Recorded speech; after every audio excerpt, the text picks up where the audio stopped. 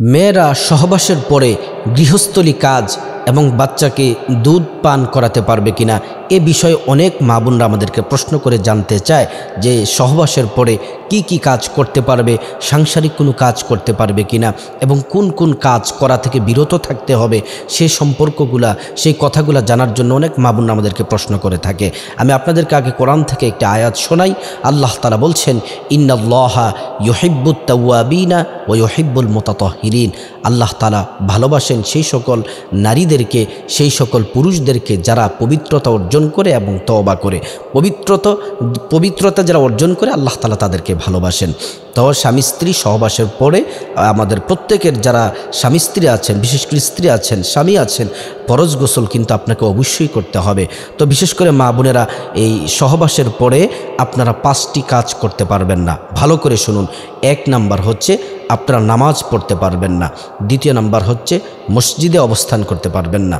3 number হচ্ছে কাবা তওয়াফ করতে পারবেন না। 4 নাম্বার হচ্ছে কোরআন স্পর্শ করতে পারবেন না। 5 নাম্বার হচ্ছে কোরআন আপনি পড়তে পারবেন না। এই 5টি কাজ এই আপনার সহবাসের পরে ফরজ গোসল যদি আপনার উপর পতিত হয় তাহলে আপনি কাজগুলা করতে পারবেন না। এই কাজগুলা ছাড়া আপনি আপনার বাচ্চাকে দুধ পান করাতে পারবেন, আপনি সংসারের রান্নাবান্নার কাজ করতে পারবেন, ঘর ঝাড়ু দেওয়া, অন্যান্য যে সাংসারিক যে কাজগুলো আছে সেগুলা কিন্তু আপনি করতে পারবেন।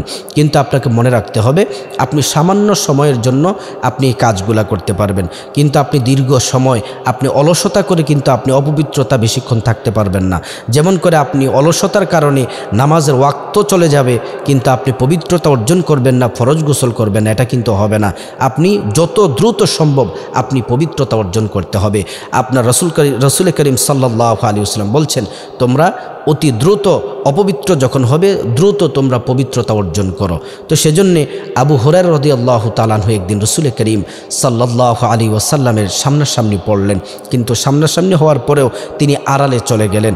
তিনি বাড়ি থেকে গোসল করে তারপরে রসুল করিম সাল্লাল্লাহু আলাইহি ওয়াসাল্লামের কাছে তিনি আসলেন।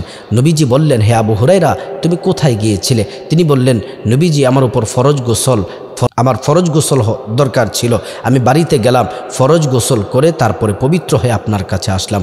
রসুল করিম সাল্লাল্লাহু আলাইহি ওয়াসাল্লাম বললেন, হে আবু হুরায়রা, মোমেনরা কখনো অপবিত্র হয় না, এটা একটা আল্লাহর একটা শুধুমাত্র বিধান। তো সে সম্পর্কে আপনি পবিত্রতা অর্জন যত দ্রুত সম্ভব আপনাকে করতে হবে।